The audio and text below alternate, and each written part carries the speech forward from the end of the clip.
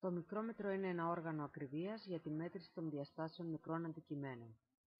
Για τη μέτρηση εξωτερικών διαστάσεων χρησιμοποιούμε το μικρόμετρο με επίπεδους άκμονες και μπορεί να μετρήσει μέχρι 25 χιλιοστά με ακρίβεια εκατοστού του χιλιοστού. Το μικρόμετρο αποτελείται από ένα ημικυκλικό πλαίσιο, στο άκρο του οποίου υπάρχει ένα σταθερός επίπεδος άκμονας. Ο κινούμενος άξονας, που καλύπτεται με ένα σταθερό κύλινδρο, είναι συνδεδεμένος με ένα κοχλία και ένα τύμπανο που φέρει πάνω του μια κλίμακα.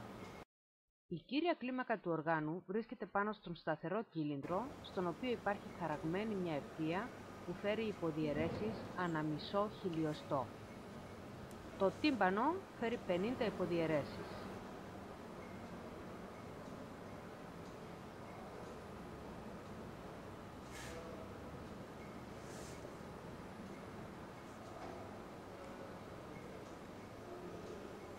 Πριν από κάθε μέτρηση θα πρέπει να ελέγξουμε το μηδενισμό του οργάνου, δηλαδή αν το 0 του τυμπάνου και το 0 της κρύας κλίμακας είναι ακριβώς κάθετα μεταξύ τους.